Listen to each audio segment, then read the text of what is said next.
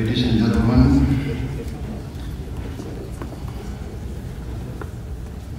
attendees of the Indonesia-Brazil Business Forum, thank you very much for this occasion. Thank you very much for the organizers. And thank you very much, distinguished guests who I understand come from other parts of Brazil. And today is a Sunday. I think. I'm confused. I don't know the days anymore. Yes, because I just carry out what my team tells me what to do. So I really appreciate it on a Sunday for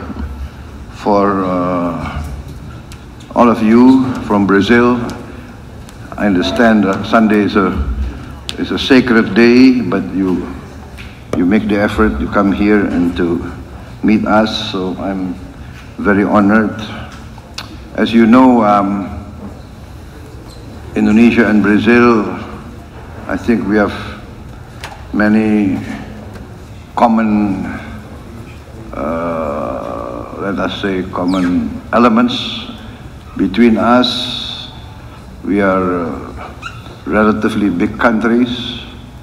We have big population. We have big resources. Brazil is quite advanced in its industries. We are trying to catch up. We want to industrialize. And I think we can have a good synergy between us. We can have a good symbiotic relationship. And we have common interests together. Brazil is very forward-looking, looking into the future. That's why I think Brazil is a key leading member of BRICS.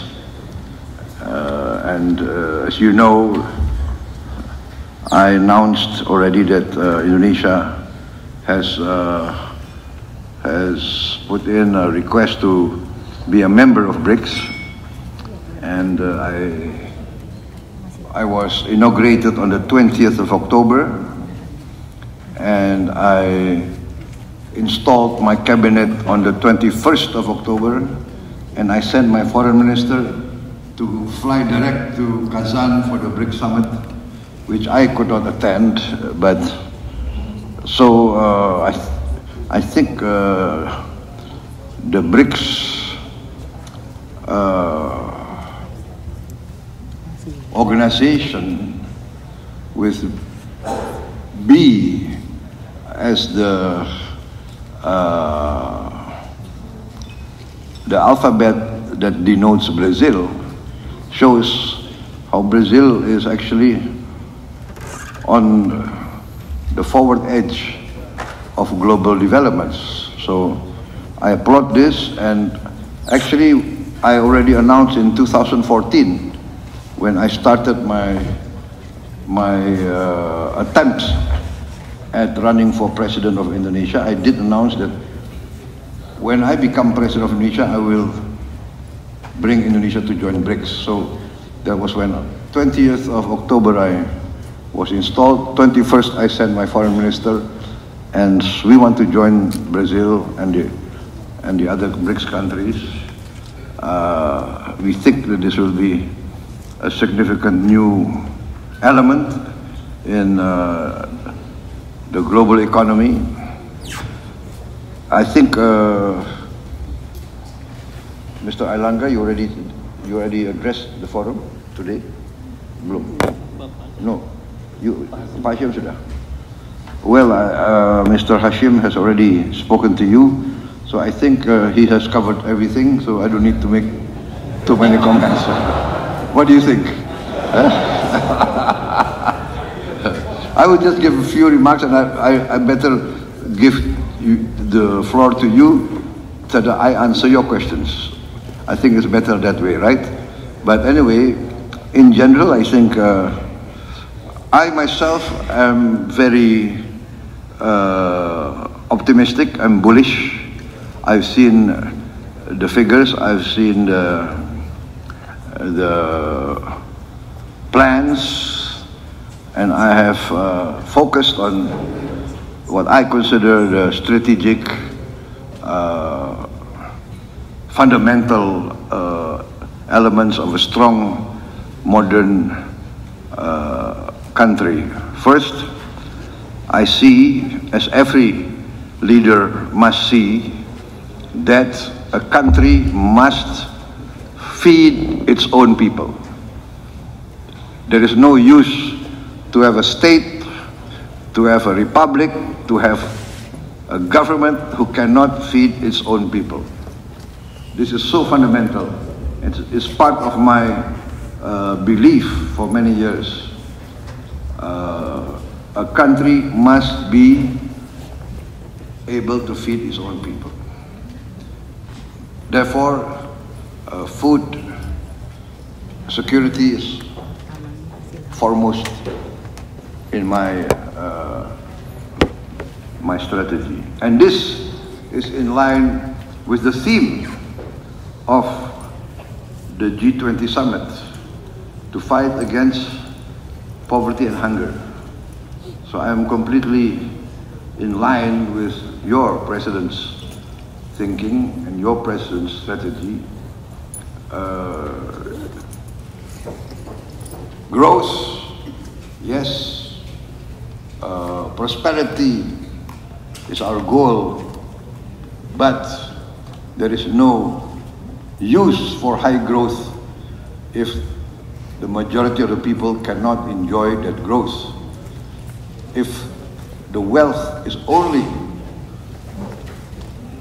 held by the very, very few, in my opinion, that is a recipe for a failed state. That is my conviction. There must be equal opportunity.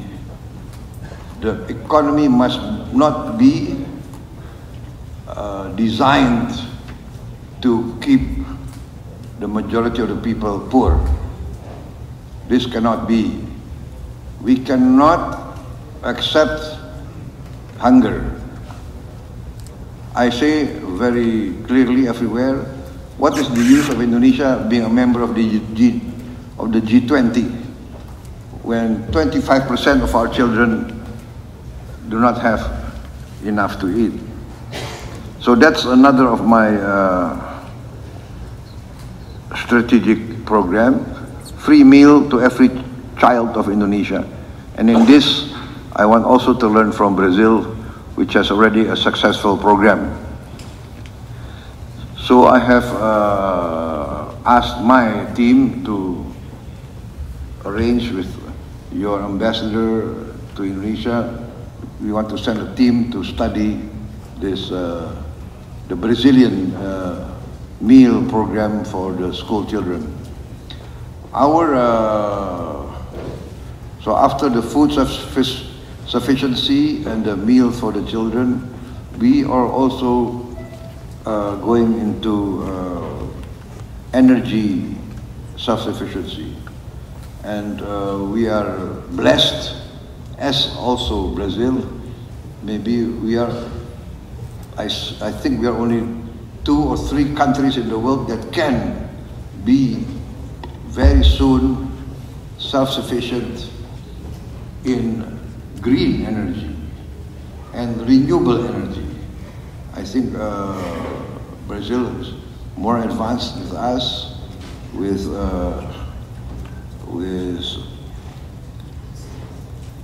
the use of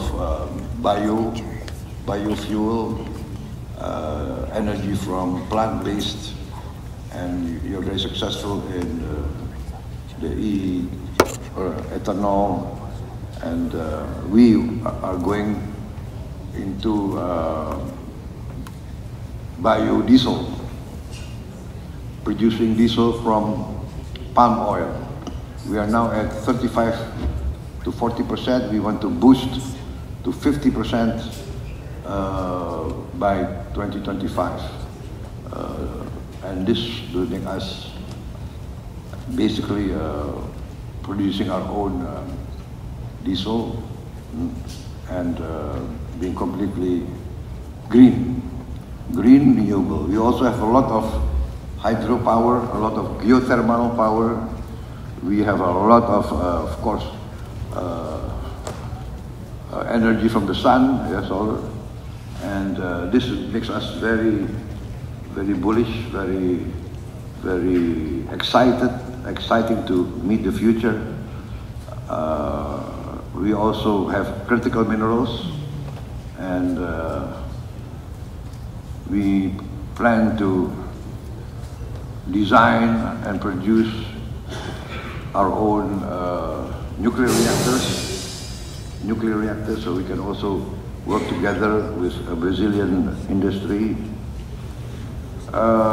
In the field of fisheries, we are also very potential. I speak with the experts. We are, I think, maybe our reserves in fishing reserves in the world, we are number 2 or number 3 in fishing reserves, and potential is very, very big.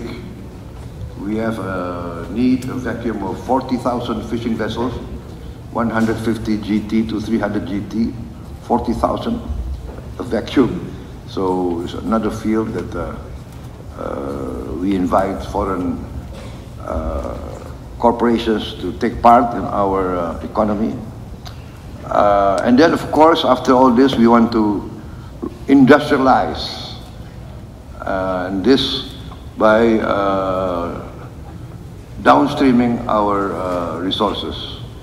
We are committed to this, and we have a strategic plan which we will carry out soon in all the 26 commodities that we have delineated as 26 commodities that are strategic in our view, that can create real value multiple times, that can make us more involved in the manufacturing of goods, and also making more use of our maritime resources. Maritime resources producing, of course, protein and many products from the maritime resources. So we are open for business. Before being involved in politics, I was also an entrepreneur, a businessman. So I see both sides of the picture, right? As a government, we want to increase revenue, tax. As businessmen, we want to look for the best tax deals. So I think it takes an entrepreneur, a businessman, to know a businessman, right? So we are willing to compromise. We are willing to create a business climate. We need jobs. We need growth. We need technology. We value investment. So it is we are dedicated, we are determined to create a positive business environment. As you know, Indonesians, many of you have been already active in Indonesia many years. Indonesians are very, we like foreign guests, as you know, right? We are very open people, and we welcome guests. And for us, a guest is someone we have to protect, someone that we value.